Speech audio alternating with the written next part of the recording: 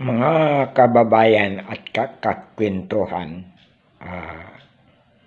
ngayon po ay napapansin ko, mga ilang buwan na rin akong gumagawa ng video o nagbablog. Napapansin ko na kapag ang aking mga topic kasi ay tungkol sa sports, tungkol sa politics o mga mahalagang balita, at napapansin ko na kapag ang mga ginagawa kong video ay tungkol sa mga mahalaga talaga dahil interest ng Pilipino tungkol sa mga West Philippine Sea o kung tungkol sa politics, wala namang view akong konti lang, walang view. Parang sayang lang ang ginagawa. Pero para sa akin, yun talaga ang pinaka-importante. Samantalang kapag gumagawa naman ako ng mga content na tungkol sa mga pamamasyal, sa mga o tungkol sa sports, sa kay Curry, kunyari, sandali lang ay napakaraming view. Oo, lalo na Stephen Curry, ganyan, mga ganun. Kundi pamasyal sa kung saan-saan, gagawa lang ako ng litrato at i-content ko ay maraming view. Na para sa akin, yun mga walang kwentang topic, walang halaga, walang ano. Ngayon, sa ngayon, siyempre, para sa akin, ang mahalagang pag-uusapan lagi yung tungkol sa West Philippine Sea.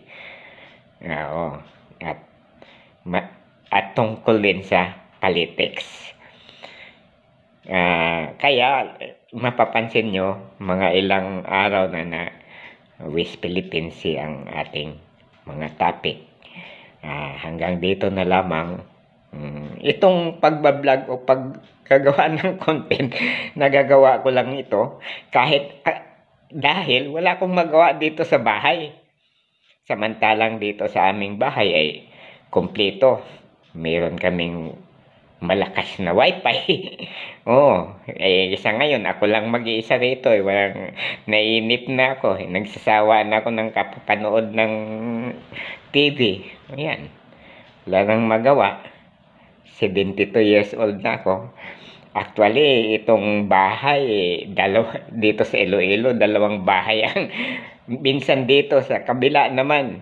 Kasi parehong walang tao. Yung mga may-ari na mga anak ko ay wala sila dito. Meron na may bahay sila sa probinsya sa Aklan o na doon sila nag-i-stay lagi. So, ang kasama ko yung pusa ko at saka yung aso. Yun na lang. Kaya, alam nyo, baby bloomer ako. Ang mga baby bloomer, mahina yan sa mga gadget. Ang totoo, parang wala akong interest tungkol sa mga cellphone, sa mga laptop. Samantalang dito sa amin, ilan ang mga laptop. Hindi naman ako marunong gumamit. Mabuti nga ngayon at natuto na ako dito sa cellphone na ito.